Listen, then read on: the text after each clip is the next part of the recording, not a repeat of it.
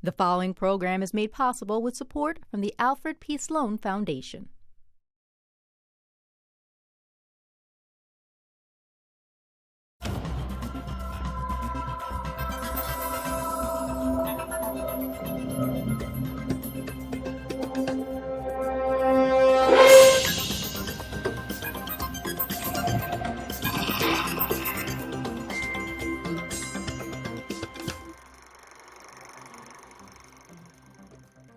Hi, I'm Faith Salie. And I'm Heather Berlin. Welcome to Science Goes to the Movies, a look at the stories of science and how they change our culture. We're going to be reviewing current movies, TV shows, and sometimes checking out a blast from the past from a scientific point of view. Today, in honor of the Oscars, we're looking at 3 nominated films, starting with Birdman from writer-director Alejandro González Iñárritu. Nominated for 9 Oscars, including Best Picture, Best Director, Lead Actor, Supporting Actor, and Supporting Actress, Birdman tells the story of a Hollywood actor, played by Michael Keaton, desperate to reclaim his artistic glory by mounting a play on Broadway. How did we end up here, in this dump? You were a movie star, remember?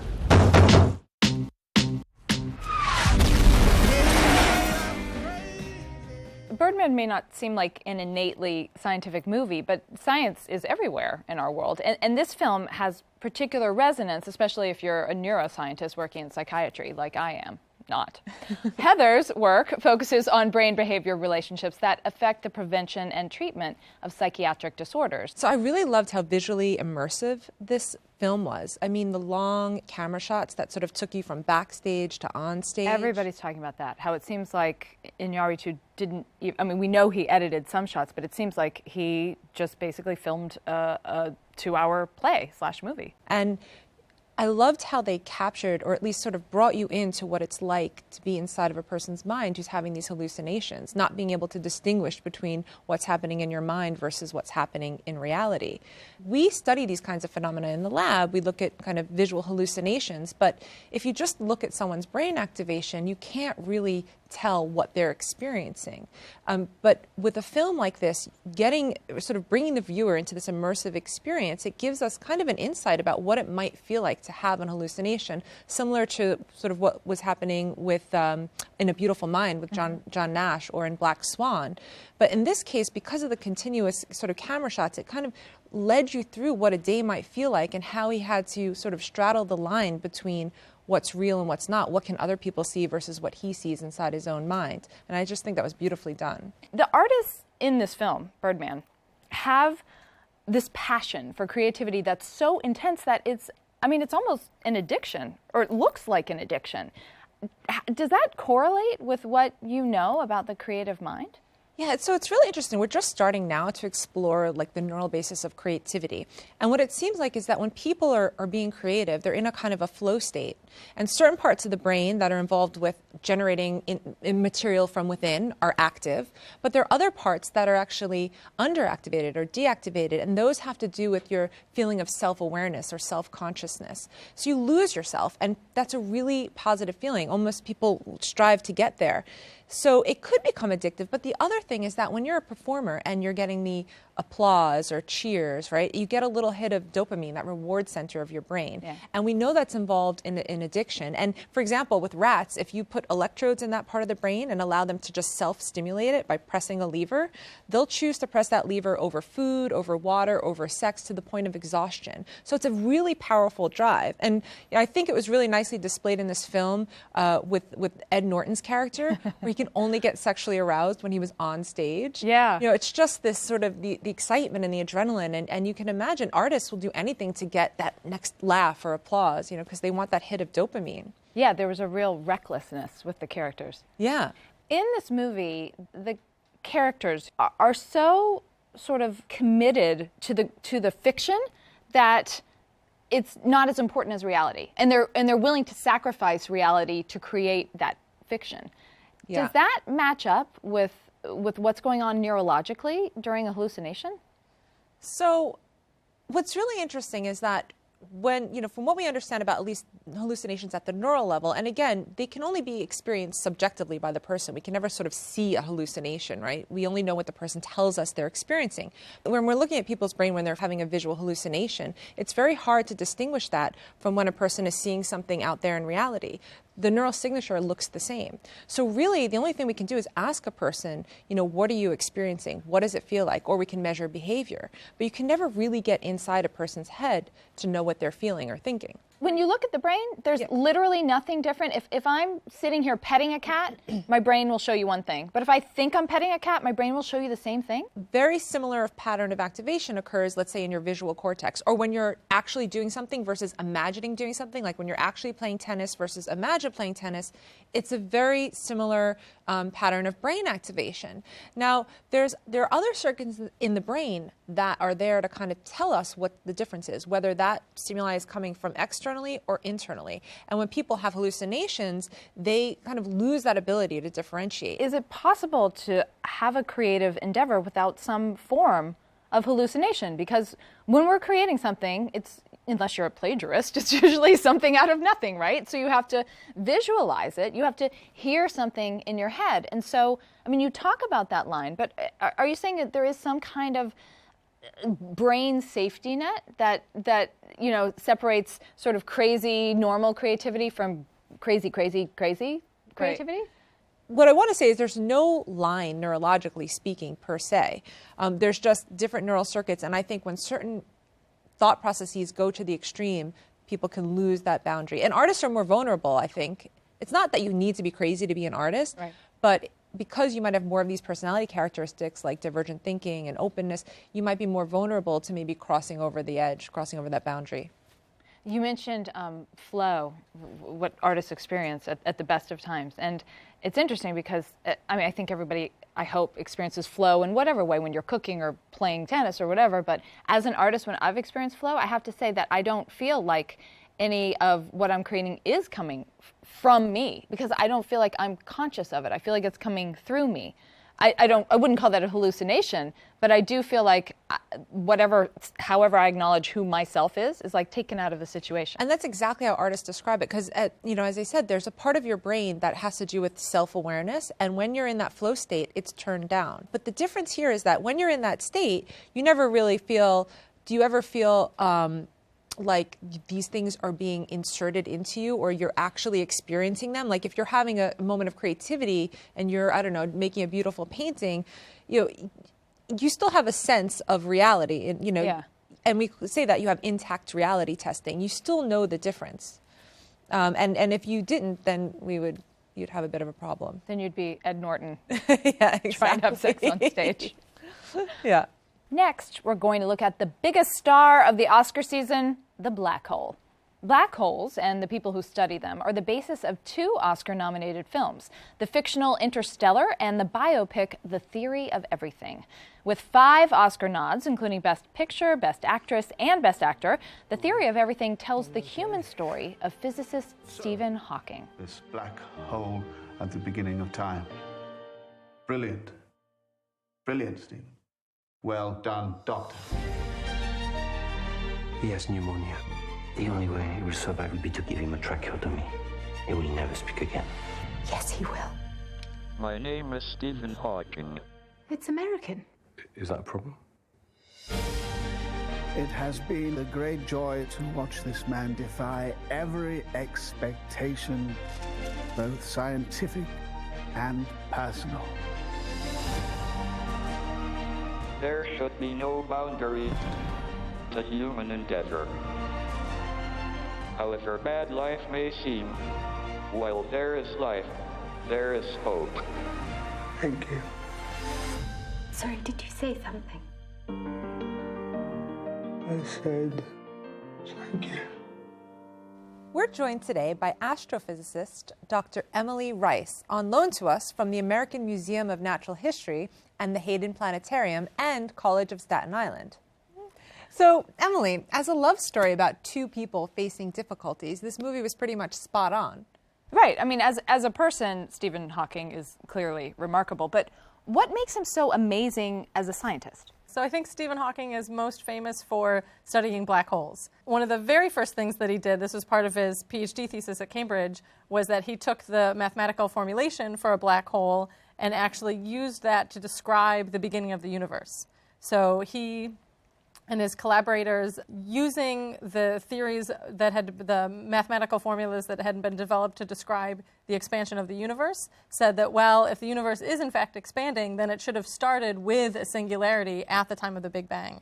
And this was fairly revolutionary at the time, because at the time, in the 1960s, the Big Bang theory wasn't actually widely accepted among scientists. There were still a lot of people that wanted to believe, like Einstein wanted to believe, that the universe is in a steady state and doesn't expand or contract.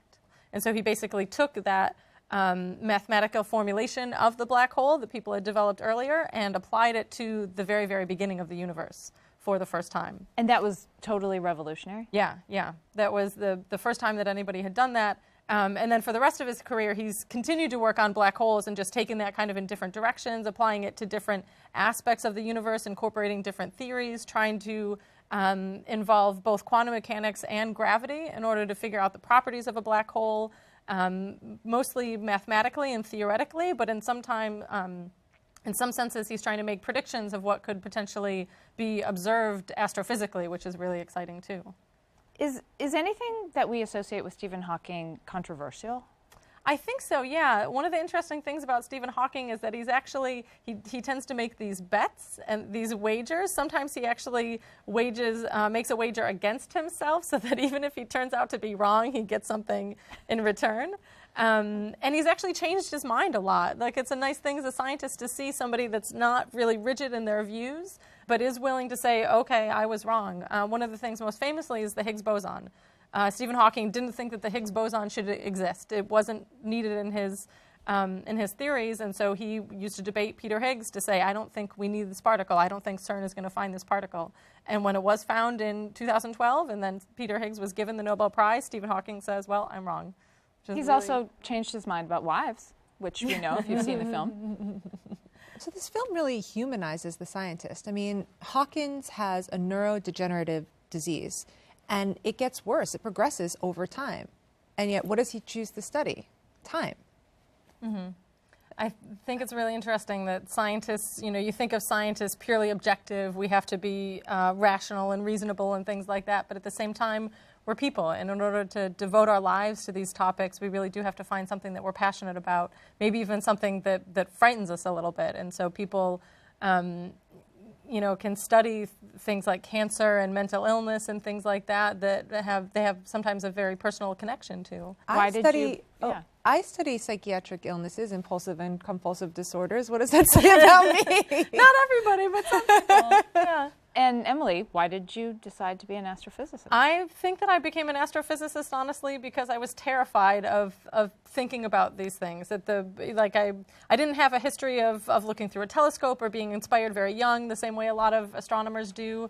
But I did think about it. Every once in a while you pick up something like that the sun is a star and that there's lots of other stars out there that could potentially be suns for their own planets, and that these stars are trillions of miles away, and that most of space is empty and things like that. And when you're a kid and trying to fall asleep and thinking about these things, it is terrifying. It's so amazing. And even I think I had a similar. It's a similar reason why I got into neuroscience, but it was like this fear of death. And I thought, if I die, I can no longer think to myself, where do my thoughts come from? Okay, they come from my brain. How? And how can I keep them when I die? And that became my sort of drive. And it seems like a similar fear of your own demise is what caused us to obsessively study these areas. Yeah, one of the first things you learn in physics is about conservation of energy, and that nothing is really destroyed or lost or anything like that, and especially in the formation of the planets and stars, that things are constantly being recycled, and so it's kind of comforting in a way to really understand the universe like that. It's frightening but comforting at the same time, I think.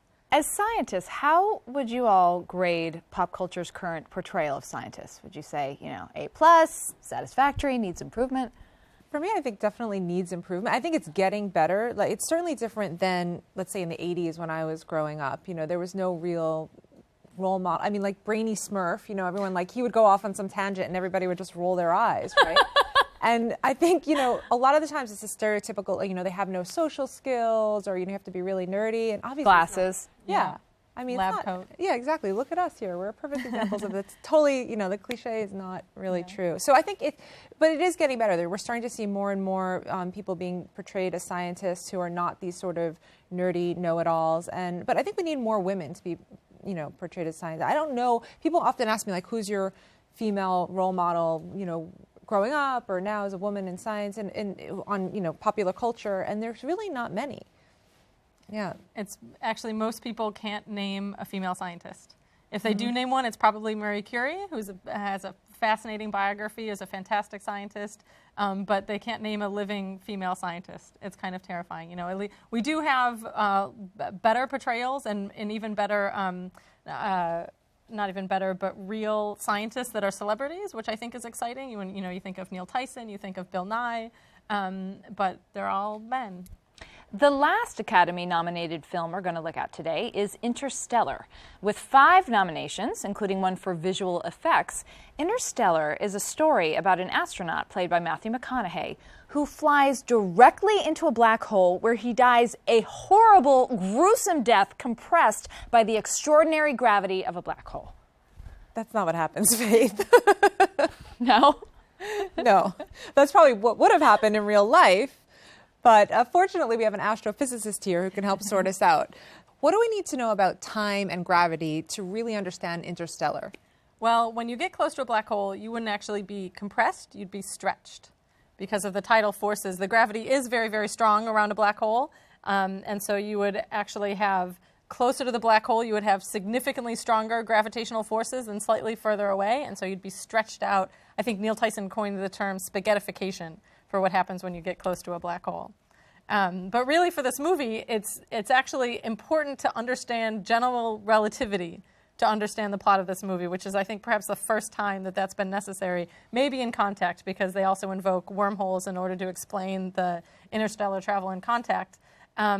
But the great thing is that the movie actually does a fantastic job because one of the astronauts explains general relativity actually fairly well. So general relativity explains gravity using the curvature of space-time. So the idea is that instead of mass being attracted to one another, and that's the force of gravity in the classical sense, like Newton came up with, instead of gravity being that attractive force, general relativity says that gravity is actually the curvature of space-time that's caused by mass. And then so other mass in the universe and even light in the universe reacts to the curvature of space when it travels through the universe. So we do think that general relativity is actually a valid way of describing the universe. In watching Interstellar, I felt like I probably understood maybe 90% of what the general audience was supposed to understand, nothing approaching what you understand. But I still, can you explain how time works in this movie?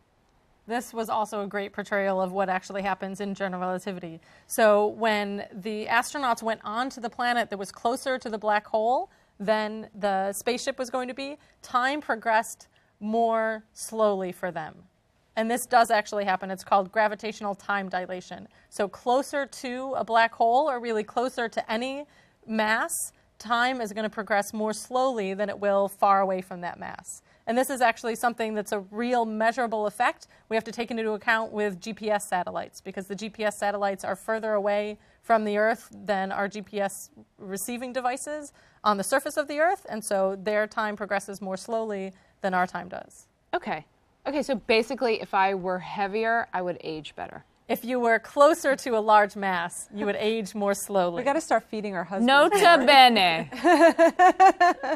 Feed our husbands more. Then we'll just get younger and younger, and they'll just get fatter and fatter. Spaghettification of a marriage. There's this exchange in Interstellar where Anne Hathaway's character starts talking about love, and I'm not a scientist, so for me that part really resonated. I was like, yes, I totally understand that, and yes, love crosses space-time continuum. But you, as an astrophysicist, what was your reaction to having the one female character be the one to start talking about love? That was a little bit frustrating for me. We don't necessarily have the equations for love worked out yet, and so there's not really anything necessarily scientific to put into the movie about that. But I even from about halfway through the movie, I was thinking, what if the genders were reversed? What if Matthew McConaughey's character were played by a woman, and what if Anne Hathaway's character were played by a man? And I thought that would have been fantastic. For once, to have the woman be like the kind of daredevil adventurer, and for the man to be the one that has to invoke emotions and things like that in their pursuit of exploring these planets. So. Yeah, it's just like a cliche, like, oh no, here comes the woman with her love nonsense, like, you know. But are you objecting? Are you objecting then mostly to the fact that it was a woman delivering those lines, or did you both object to the content that, oh, here comes love entering science? I think a little bit of both. Why? A little bit of both. Emily. There was so much else in the movie. There was so much rich content in the movie that could have been explored even more. You know, we're exploring other planets for the first time in this movie. And we have to talk about love. I'm going to have to disagree, though. I think that, you know, for me at least, as I feel like I have two hats. Like, as a scientist, I look at the world very objectively and, like, kind of try to do it unemotionally. But I'm also still human, and I think it did bring that human element to it, that even though we're sitting here trying to do this objective thing, we still have these subjective emotions. You know, we're still really evolved out of people, you know, cavemen kind of, and all those basic kind of desires and needs. And so I'm glad that they did bring that up. I didn't find that mixing science and emotion is that bad, but it just felt like, you know, oh, the woman scientist is the one talking about love. Like, it would have been good if it was Matthew McConaughey who was like, no, we need to go back to my, you know.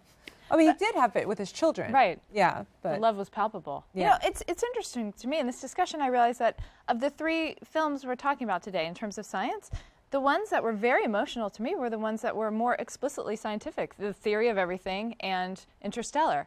And Birdman was less emotional for me. I think these directors and actors really captured the emotions that you can find in science, in the pursuit of science. Yeah, I think absolutely our pursuit of science is fueled by our humanity, if nothing else. You know, and a lot of the times we try to separate those because we think that might make us better scientists, and it's not the case, I think. And, you know, we've learned from some of these amazing scientists that do really fully embrace their humanity. It's kind of ironic that Stephen Hawking has this, you know, he almost essentially is purely intellectual now because he can't use any of his body.